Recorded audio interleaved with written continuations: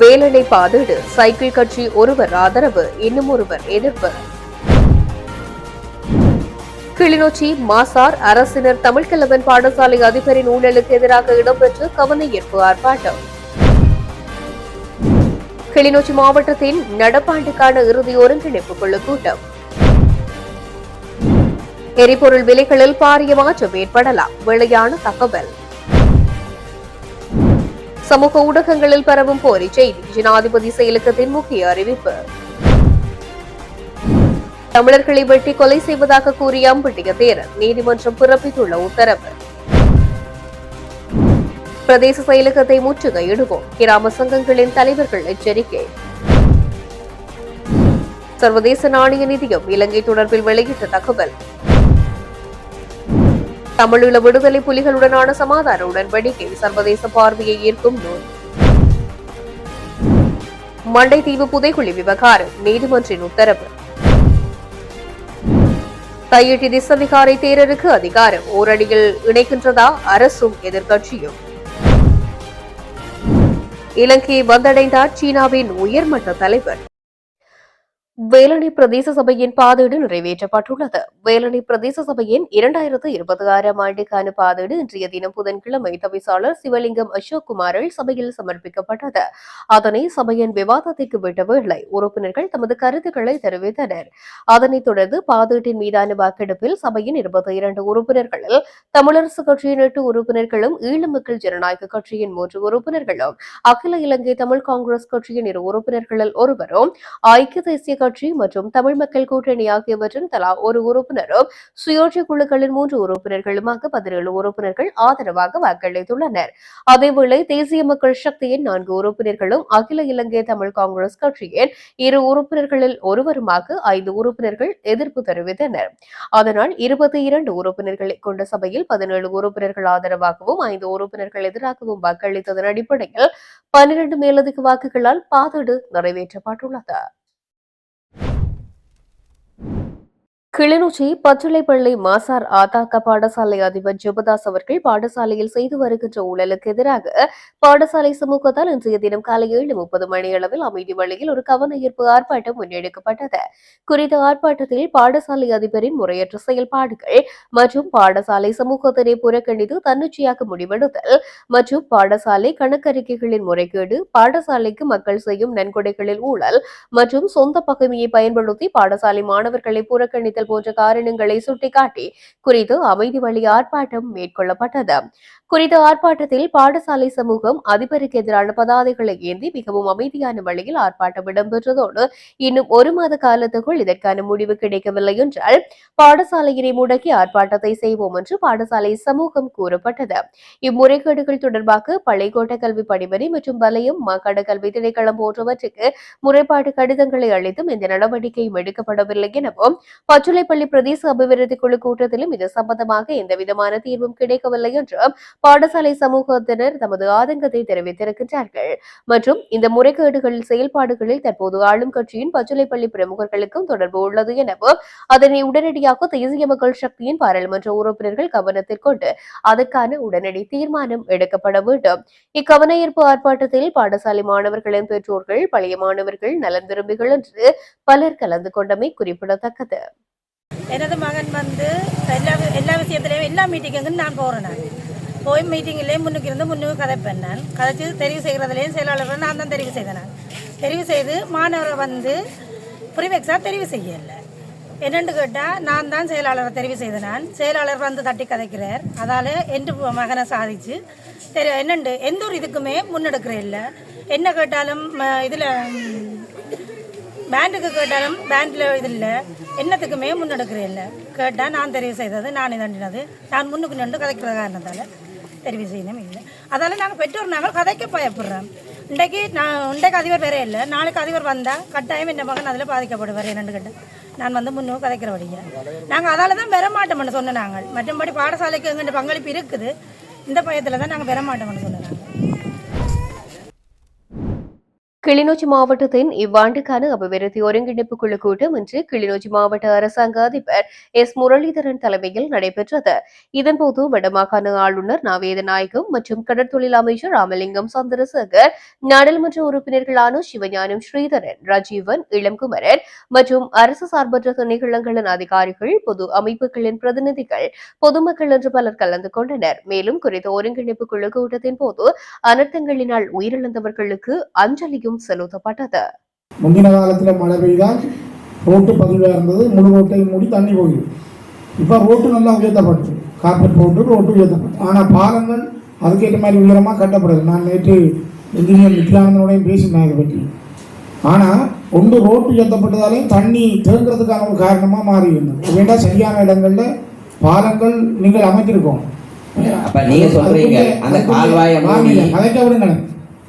கால்வாயில் அது ஆறு இருந்தது, ஆறு போகிற பாதையை நீங்கள் அடையாளப்படுத்தி விடுங்க. இது ஆறு, இதில் வயல் விதைக்கக்கூடாதுண்டா ஆற்றுக்குரிய இடத்துல நீங்கள் அடையாளப்படுத்தி விடுங்க. மற்றபடி ரோட்டு போட்டதும் ஒரு உயரமாக போட்டதும் ஒரு காரணம்ன்றதை அடியே தானே ரோட்டு போட்டது. போடுற காலத்தில் இப்படி ஒரு மழை வரும், வெள்ளம் வரும், இவ்வளோ தண்ணி இதுக்குள்ளே தள்ளுப்படும் என்று யாரும் யோசிக்கலையே. எல்லா பக்க காரணங்களும் இருக்குது, அது வடிவ ஆராயும் ஒரு ஆய்வை செய்யுங்க. எனக்கு வேறொரு அங்கிருந்த இந்தியா தமிழ் தெரிஞ்ச வந்தவர் தான் இதுல என்ன நெல் விதைச்சிருக்கிறோம் என்னண்டு இதுல போக் வந்த இடத்துல தான் சொன்ன இடத்துல தான் இந்தியாவிலிருந்து வந்தால் தான் சொன்ன தமிழ் தெரிஞ்சார். அப்ப என்னண்டு இதுல பாலம் வந்த கேட்ட இடத்துல தான் இது ஆராய வேண்டி வந்தது. அப்ப இதுக்கு உண்மையாவே இந்த வாய்க்கால் இப்ப மூடப்பட்டிருக்கு. இன்றைக்கு அந்த வாய்க்கால் இருந்திருந்தா என்ன நடந்திருக்க வேண்டாம், அந்த பள்ளம் தோண்டப்பட்டிருந்தா அதுக்குள்ள அளவுகமா ஓடி இருக்கும். என்ன நடந்துட்டா திசை மாறி ரோட்டு பக்கம் போய் இடிக்க வலிக்கிட்டோன்னதான் ஒரு சைட் அப்படியே கலண்டு போய். அமெரிக்க ஜனாதிபதி டொனால்டு டிரம்ப் வெனிசுலோ எண்ணெய் கப்பல்கள் தொடர்பில் வெளியிட்ட உத்தரவை அடுத்து எரிபொருள் விலையில் அதிகரிப்பு ஏற்பட்டுள்ளதாக சர்வதேச ஊடகங்கள் தெரிவித்துள்ளன. வெனிசுலோவுக்கு நுழையும் மற்றும் வெளியேறும் அனைத்து தடை செய்யப்பட்ட எரிபொருள் கப்பல்களை தடுக்க உத்தரவிட்டதை தொடர்ந்து எரிபொருள் விலை 1% அதிகரித்துள்ளது. பிரெண்ட் கச்சா எண்ணெய் விலைகள் 80% அல்லது 1.5% உயர்ந்து ஒரு பீப்பாய் $59.79 அமெரிக்க மேற்கு டெக்சாஸ் இடைநிலை கச்சா எண்ணெய் 80% அல்லது 1.5% உயர்ந்து ஒரு பீப்பாய் $56.12 உள்ளது. அமெரிக்க எண்ணெய் வர்த்தகர்களின் கூற்றுப்படி இந்த நடவடிக்கையால் ஒரு நாளைக்கு 0.4 முதல் 0.5 பில்லியன் பீப்பா எண்ணெய்க்கு பாதிப்பு ஏற்படுத்தலாம். இதனால் ஒரு பீப்பாய்க்கான விலைகள் $1 முதல் $2 உயரலாம். தடை செய்யப்பட்ட கப்பல்களுக்கு எதிரான தடையை அமெரிக்கா அவ்வாறு நடைமுறைப்படுத்தும் என்பது தெளிவாக தெரியவில்லை. இதனால் வெனிசுலோவின் கச்சா எண்ணெய் ஏற்றுமதி கடுமையாக குறைந்துள்ளது. சமூக ஊடகங்களில் பரப்பப்படும் போலியான செய்தி குறித்து ஜனாதிபதி செயலகம் அறிவிப்பு ஒன்றை வெளியிட்டுள்ளது. கிராம சேவகர்கள் தொடர்பான முறைகேடுகளை துரிதமாக முறையிட நடைமுறை என்ற தலைப்பில் ஜனாதிபதி அலுவலகத்தினர் அறிவிக்கப்பட்டதாக போலி அவசர தொலைபேசி இலக்கமும் துரித இலக்கங்களும் சமூக ஊடகங்களில் பரப்பப்படுவதாக அதில் குறிப்பிடப்பட்டுள்ளது. எனவே இது குறித்து அவதானமாக செயல்படுமாறு அறிவுறுத்தப்பட்டுள்ளது. அம்பட்டிய சுமணரத்ன தேரருக்கு மட்டக்களப்பு மேல் நீதிமன்றம் பிணையில் செல்ல அனுமதி வழங்கியுள்ளது. தமிழ் மக்களை வெட்டிக் கொள்ள வேண்டும் என கூறிய சம்பவம் தொடர்பாக நீதிமன்ற பிடியாணை பிறப்பிக்கப்பட்ட அம்பட்டிய சுமணரத்ன தேரர் மட்டக்களப்பு மேல் நீதிமன்றத்தில் இன்று புதன்கிழமை சரணடைந்தார். இதனைத் தொடர்ந்து அவரை ₹1,00,000 மதிப்புள்ள இரு சரீர பிணையில் செல்ல அனுமதித்த நீதிபதி 2026 ஜனவரி 20 குறித்த வழக்கை ஒத்திவைத்துள்ளார். அம்பட்டிய சுமணரத்ன தேரர் கடந்த 2023 ஊடகங்களுக்கு வழங்கிய செவியின் போது வடக்கில் உள்ள தமிழ் மக்களையும் தெற்கில் உள்ள தமிழ் மக்களையும் வெட்டிக் கொள்ள வேண்டும் என்று தெரிவித்திருந்தார். தேரர் தெரிவித்த இந்த வன்முறையான கருத்துக்கு எதிராக 2023 கொழும்பு புறக்கோட்டை போலீஸ் நிலையத்தில் சட்டத்தரணி தனுக ரணசிஞ்சக என்பவர் முறைப்பாடு செய்ததுடன் சிவில் மற்றும் அரசியல் தொடர்பான சர்வதேச உடன்படிக்கையின் கீழ் உள்ள சட்டத்தின் அடிப்படையில் மட்டக்களப்பு நீதவான் நீதிமன்றில் வழக்கு தாக்கல் செய்துள்ளார். குறித்த வழக்கு தொடர்பாக சட்டமா அதிபருக்கு கோப்புகள் அனுப்பப்பட்ட நிலையில் கடந்த மாதம் சட்டமா அதிபர் திணைக்களம் குறித்த தேரரை கைது செய்யுமாறு அறிவுறுத்தல் வழங்கியது. இந்த நிலையில் குறித்த வழக்கு தொடர்பான விசாரணைக்கு நீதிமன்றில் தொடர்ந்து முன்னிலையாகாத நிலையில் அவரை கைது செய்யுமாறு 15/12/2025 அன்று மட்டக்களப்பு நீதவான் நீதிமன்ற நீதிவான் பிடியாணை பிறப்பித்து வெளிநாட்டு பயண தடை விதித்து மட்டக்களப்பு மேல் நீதிமன்றத்துக்கு அறிவிக்கப்பட்டது. இதனை அடுத்து தேரருக்கு மேல் நீதிமன்றம் பிடிவராந்து வழங்கியதை அடுத்து தேரர் இன்று புதன்கிழமை 3 சிரேஷ்ட சட்டத்தரணிகளுடன் முன்னகர்வு பத்திரம் ஊடாக மட்டக்களப்பு மேல் நீதிமன்ற நீதிபதி டி.ஜே. பிரபாகரன் முன்னிலையில் சரணடைந்தார். இதையடுத்து நீதிபதி தேரரை 1,00,000 ரூபாய் பெறுமதியான இருவர் கொண்ட சாயிரப்படையில் செல்ல அனுமதித்ததுடன் எதிர்வரும் 2026 ஆண்டு ஜனவரி 20ஆம் தேதிக்கு வழக்கை ஒத்திவைத்தார். அதேவேளை பௌத்த தேரர்கள் மற்றும் பொதுமக்கள் உட்பட 50 பேர் கொண்ட பெரும் படையுடன் தேரர் நீதிமன்றத்துக்கு வருகை தந்திருந்தமையும் குறிப்பிடத்தக்கது. மட்டக்களப்பு பாலமீன்மடு கிராமத்தில் 90% வெள்ளத்தால் பாதிக்கப்பட்டுள்ள போதும் மாநகர சபை உறுப்பினர் வழங்கி 25 குடும்பங்களின் பெயர் பட்டியலுக்கு மாத்திரமே 25,000 ரூபாய் கொடுப்பனவு வழங்கி முறைகேடு இடம்பெற்றுள்ளதாக குற்றம் சாட்டப்பட்டுள்ளது. அத்துடன் 25 குடும்பங்கள் மட்டுமே பாதிக்கப்பட்டுள்ளதாக பொய் கூறுமாறு பிரதேச செயலாளர் பொதுமக்களை அச்சுறுத்துவதாகவும் பாதிக்கப்பட்ட மக்கள் தெரிவித்துள்ளனர். எனவே பாதிக்கப்பட்டவர்களுக்கு நிவாரணம் வழங்காவிட்டால் பிரதேச செயலகத்தை முற்றுகையிடுவோம் என கிராம சங்கங்களின் தலைவர்கள் ஒன்றிணைந்து எச்சரிக்கை விடுத்துள்ளனர். ஊடக மாநாட்டில் கலந்து கொண்ட கிழக்கு மாகாண கடற்தொழில் தொழிற்சங்கத்தின் தலைவர் பத்மநாதன், பிரஜாசக்தி கிராம தலைவர் தேவிபாலா மற்றும் வர்த்தகரான அந்தனிசில் ராஜ்குமார் ஒன்றிணைந்து இவ்வாறு தெரிவித்திருக்கின்றார்கள். மாவட்டத்தில் சிறிய மழை வெள்ளத்தினால் பாதிக்கப்படும் ஒரு சிறிய கிராமம் பாலமீன்மடு கிராமம்.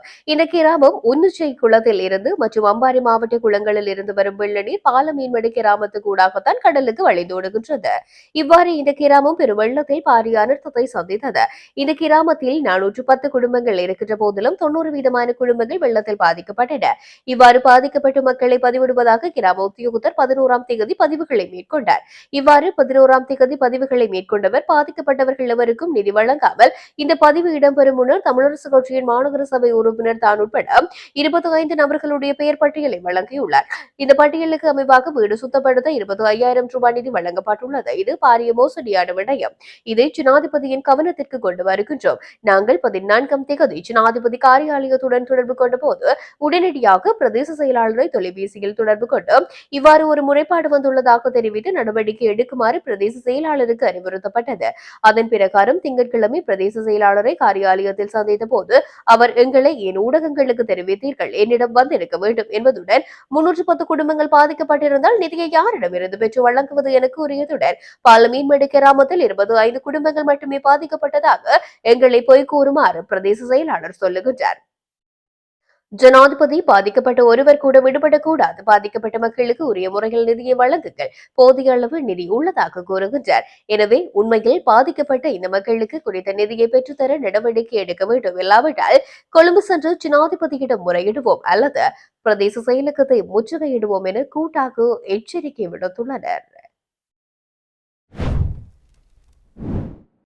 பேரிடரில் ஏற்பட்ட பாரிய பாதிப்பை ஈடு செய்வதற்காக சர்வதேச நாணய நிதியத்திடம் இலங்கை கோரியிருந்த அவசர நிதி தொடர்பில் தீர்மானம் எடுப்பதாக சர்வதேச நாணய நிதியம் அறிவித்துள்ளது.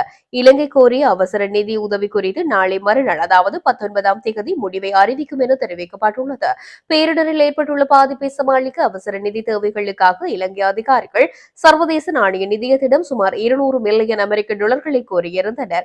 சர்வதேச நாணய நிதியத்தின் நிர்வாக குழுவின் ஒப்புதலுக்கு உட்பட்டு இந்த கோரிக்கையை சர்வதேச நாணய நிதியம் மறுபரிசீலனை செய்து வருகின்றது. மேலும் இது குறித்து முடிவு நாளை மறுநாள் அறிவிக்கப்படும் என்றும் தெரிவிக்கப்படுகின்றது.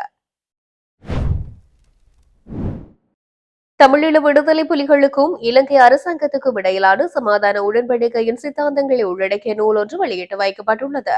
இலங்கையின் சமாதான செயல்முறை ஓர் ஆழமான பார்வை என்ற நூல் பேராசிரியர் GL பீரிஸினால் எழுதப்பட்டு வெளியாகியுள்ளது. தாய்லாந்து மற்றும் கம்போடியா, காசா பகுதி மற்றும் உக்ரைன் மோதல்கள் தொடர்பில் சமாதான முயற்சிகளை உலகம் உன்னிப்பாக கவனித்து வரும் நேரத்தில் பேராசிரியர் GL பீரிஸ் எழுதிய இந்த நூல் வெளிவந்திருக்கின்றது.